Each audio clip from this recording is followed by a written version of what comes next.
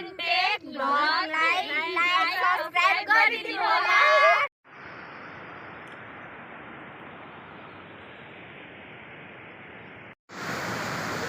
निकै गाह्रो चिप्लो ठाउँ यो। हामी रिटर्निङ गर्दै गर्दा है हजुर। यो खोला पनि मजाको छ यहाँ। बेस क्याम्पमा गएर रमाइलो गरी उरिकन हामी फर्किने क्रममा छ अहिले। झोलाहरू यो राखेको छन् र त्यो त यो खोला आएकोले बिहान त्यो हिउँ जमेकोले यानि कि ठाटो भन्छ हामीले, एकदम चिप्लो रहेछ यता।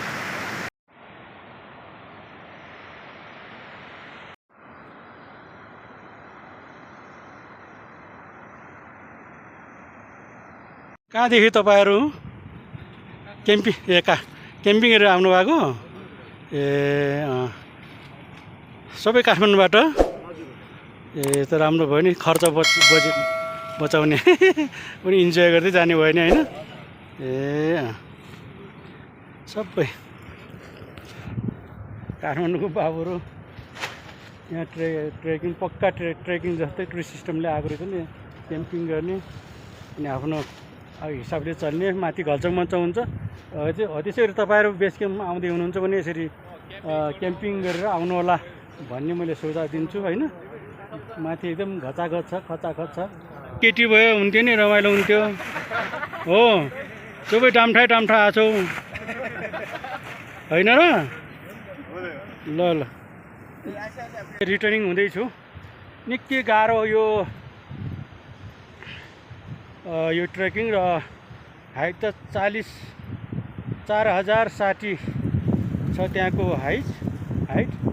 अनि बाटो धेरै लामो सोर्ट ट्रेक हो यो, लामो होइन। अनि त्यहाँ त हाई एकदम तल 1200 मिटर, 1200बाट माथि 4000मा जाँदा त एकदम गाह्रो हुने रहेछ।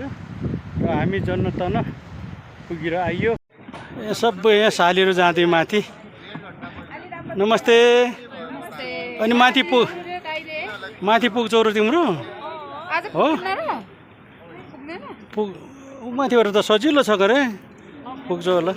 ठिकै छ। अहिले जनतन 55 ओभर 55 म चाहिँ बेस क्याम्प गरेर आएँ। अहिले हिजो यही ठाउँमा हामीले भात खाएर गएको थियौँ र अहिले जाने उत्तिकै भाड छ अहिले होइन। नानी जाने कि आएको हो? आज नि मारेको भिड होला त छाड्छ। बाबुहरू कता गयो नि? आउँदै हो कि ठिकै छ, रमाइलो छ। माथि नि मान्छे थुप्रै छ गरे। जाँदै गरेको रिटर्निङ भ्यू मैले हाल्दैछु मैले। ल फर्किएर सकुशल आइपुगे बुहारीहरू। कोही हाँसेछन्, कोही रोलाहत छन्। के हो रहेछ त नै हाँसेछन् बुहारी चाहिँ। ल आज पनि निकै माथि घुइँचो होला जस्तो छाड्छ। त्यस कारणले हिजो लगभग 100जनाको हाराहारी थियो, आज पनि त्यति होला छाड्छ। र बस्ने व्यवस्था चाहिँ एकदम यहाँबाट कन्ट्रोल गर्ने ठाउँमा चाहिँ कन्ट्रोल भएको छैन, किनभने माथि गएर बिस्ताराहरू नपुग्ने समस्याहरू यहाँ भएको छ। र आज पनि खचाखच।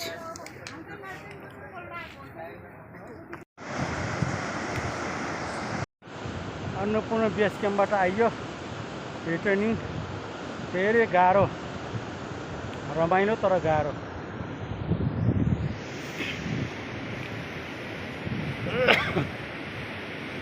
के हो माथितिर पहराहरू काटिएको हो कि कोही ठाउँ डुला छन्।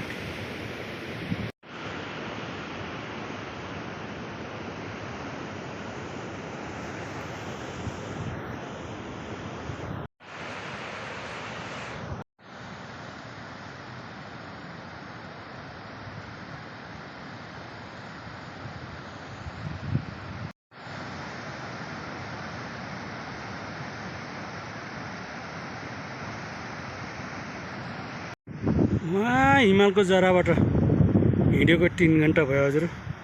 के दुःख कष्ट, खुट्टा जाम हुँदो रहेछ।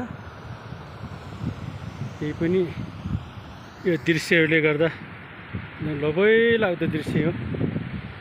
रिटर्निङ वहाँ बेस क्याम्पबाट फर्किँदै गर्दा है हजुर। ल अहिले म गुफा फाटमा आएको छु र अहिले यो एबिसीबाट यहाँ ठिक म बिस्तारै हिँड्दाखेरि 4 घन्टामा आएको छु माथिबाट तल झर्दा लगभग यहाँ ल बुस्केट मेला लगभग 1 घन्टा त्यसपछि बुस्केट मेलाबाट नातिन तपाईँ होइन 4 घन्टा त्यहाँबाट माथि है हजुर हिँड्नु सक्नेलाई त्यो भारी बोक्न 3 घन्टा हामी जस्तो र 4 घन्टा त्यहाँ पुग्यो है हजुर जानकारी माथि जान्थ्यो हो तपाईँहरू ए भर्खर जाँदै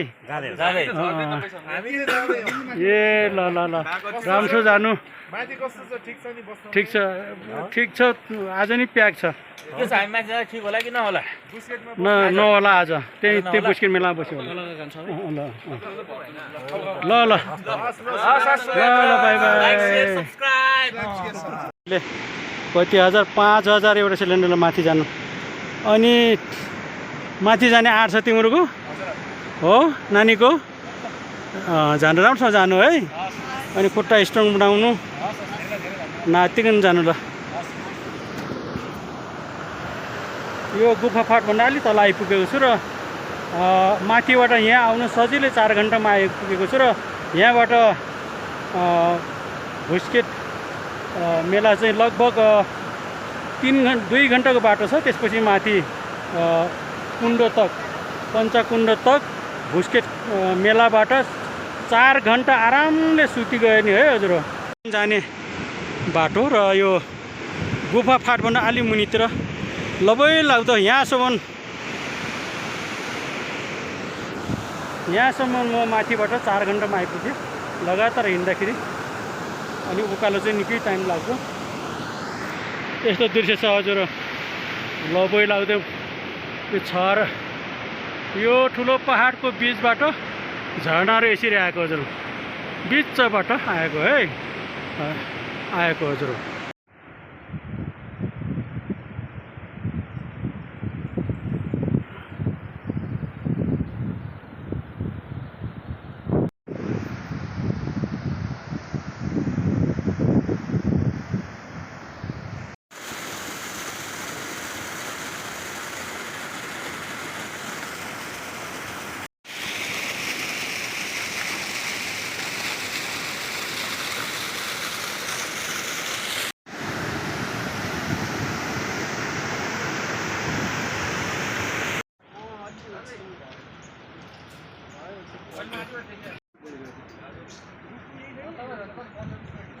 सन्धि खर्क म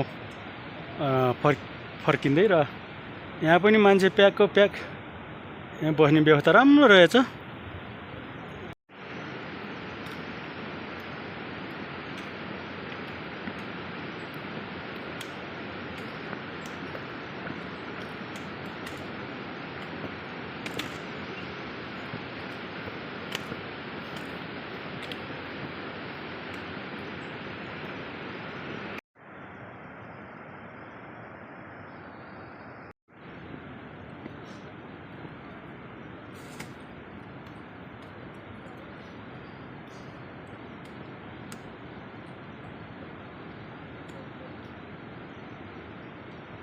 यो फुतफुते झरना पर्यटकहरू थुप्रै आज पनि लगभग 200 हारारीको अन्नपूर्ण बेस क्याम्प पञ्चकुण्डमा गएको छन् र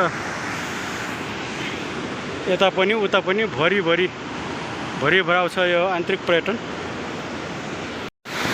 यो फुतफुते झरना हो जरा फुतफुते यो पालको यो पहाडको बिचबाट पालबाट आएको फुतफुते झरना थुप्रै पर्यटकहरू यहाँ आएको छन् आन्तरिक पर्यटकहरू माथि जाने तपाईहरु माथि पुग्ने आज कहाँ पुग्नेहरू कहाँबाट होला तपाईहरु काठमाडौँबाट ए म स्थानीय यहाँको बेस क्याम्पबाट बिस्तारै म 5.5 घन्टामा यहाँ आइसकेँ भने यहाँ चाहिँ थुप्रै आन्तरिक पर्यटकहरू यहाँ जानको लागि तयारी छन् र म फर्किँदै गरेको है हजुर फर्किँदै गर्दा मान्छेको घुइँचो छ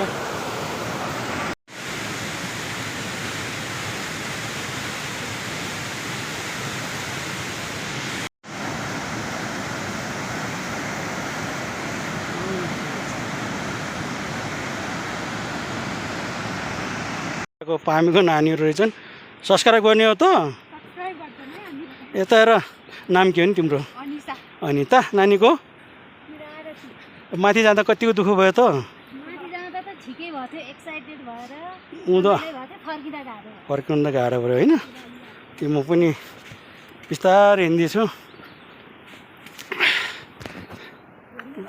लगभग म 6.5 घन्टा भयो हजुर हो हिँड्नु लागेको अहिले चाहिँ गाडीको बाटो आइपुग्नु आधा घन्टा रहेको छ पक्कै पनि यति बुढो मान्छेले खिचेको लगभग 5-6वटा भ्लग आउँदैछ लाइक सेयर सब्सक्राइब गरी कमेन्टमा ठ्याक्कै सानो चुस्सो कमेन्ट गरिदिनु होला ताकि मेरो कमजोरीहरू मैले चाहिँ सुधार्नु मौका पाऊँ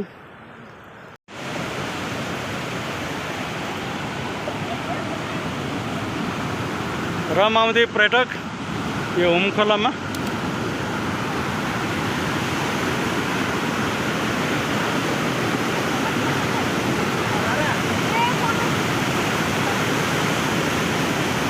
यो हुमखोला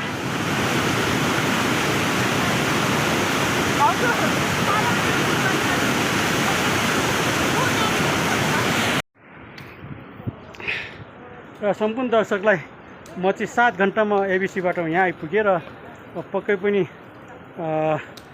यो भ्लग चाहिँ तपाईँहरूको 5-6वटा भ्लग दिनसम्म भ्लग आउनेछ भन्दै जाने मान्छे थुप्रै छन् यतातिर यो स्टार्टिङ पोइन्ट यताबाट जाने सबै जाने होला आउँदै पनि छन् अन्नपूर्ण बेस क्याम्प आइसकेपछि अन्तिम खाना भयो है ल हाम्रो चाहिँ साले मिठो बाजु बुहारी मिठो भएको छ नि त्यो हजुर गाउँमा चाहिँ यसरी लोकल कुखुरा खाने पर्छ नि भिडियो लोकल हुनुपर्छ लोकल मासु र एउटा बेस क्याम्पबाट धेरै थकान भएको थियो अहिले भर्खर म आइपुगेको यहाँ चाहिँ अब हाम्रो फ्यामिली गएको अहिले चाहिँ भिडियो सेरेमनी क्लोज गर्छु बाई बाई आजको भ्लग यही अन्त गर्न चाहन्छु बाई बाई